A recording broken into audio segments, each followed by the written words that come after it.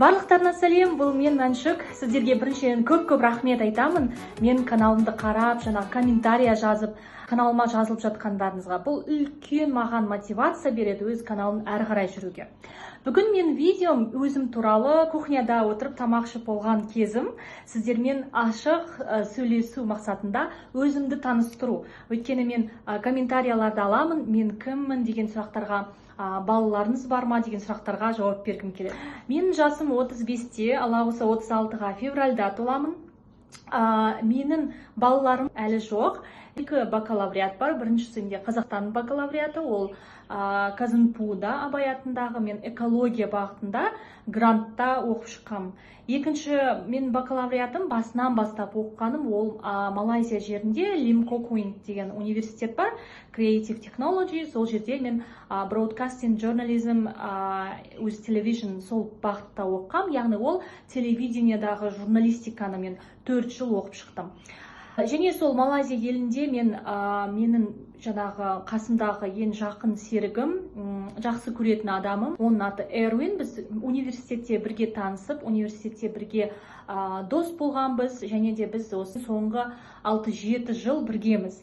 Алла қаласа, мен Малайзияға 24 августта қайтамын. Сентябрь кезінде Эрвин екеуміз официально ЗАГСке қол қоямыз. Сондықтан құттықтап қоюларыңызға болады. Эрвин негізінен Индонезия жерінен, оның әке-шешесі Медан қаласынан. Біз Медандағы Тоба Лейк деген әдемі таулы жер, сол жерге барып демаламыз. Эрвиннің жұмысы ол аниматор, 2D animation. Малайзийский компанияда жұмыс істейді, олар мультфильм және анимейшн шығарады. Сондықтан Эрвин өте креативный, творческий адам болып саналады. Мен де сондай творческиймін. Жаңа айтып кеткендей, менде 2 бакалавриат, мен 3 тілде еркін сөйлеймін. Индонезиялық және малайзиялық тілді мен өте жақсы сөйлемеймін, тек жай сөздерін ғана білемін.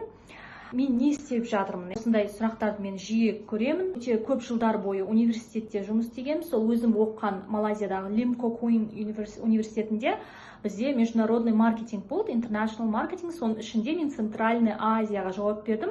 Центральный Азиядан келетін студенттер оқуға және Россияда кіреді, барлық орысша сөйлейтін елдерге біз жауап бердік. Мен және менің командам болды.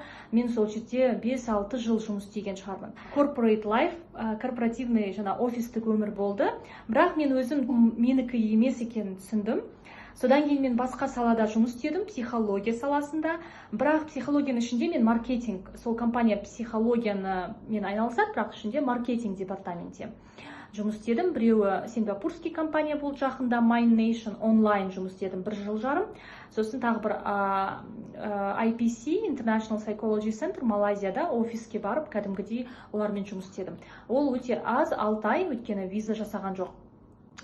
Содан кейін мен осы Inspidia Project Coordinator болдым. Қазақстанда да жұмыс істеген. Мен студент кезімде Алматыда енді ашылып жатқан Жайлау деген гольф, сол жерде мен кеди болып жұмыс істегем.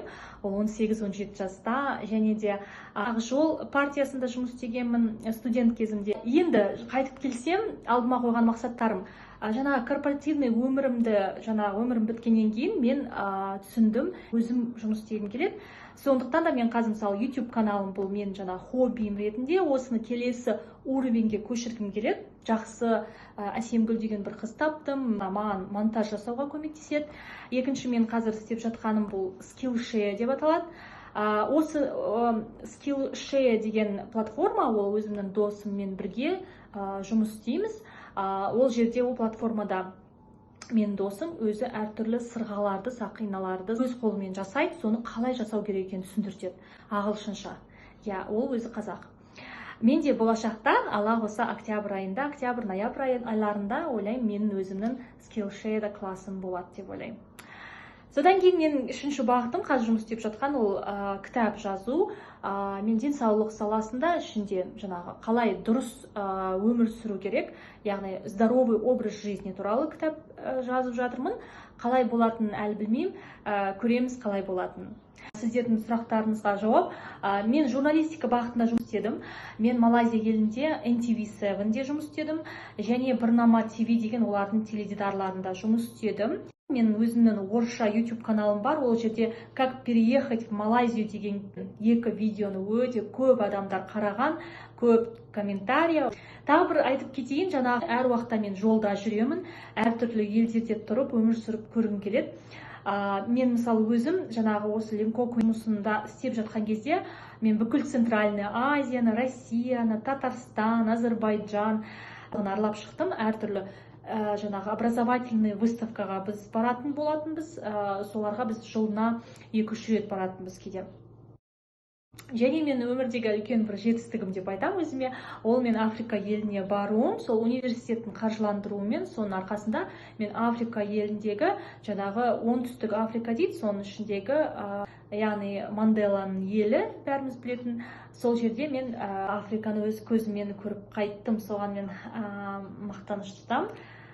Сонымен сол мен алдыма қойған мақсаттарым бұл YouTube, Skillshare және өз кітабымды Алла қоса шығару. Тыңдағандарыңызға көп рахмет. Сұрақтарыңыз болса комментарияға қалдырып кетіңіздер. Сіздердің барлық комментарияларыңызға жауап беруге тырысамын. Рахмет сіздерге. Сәттілік.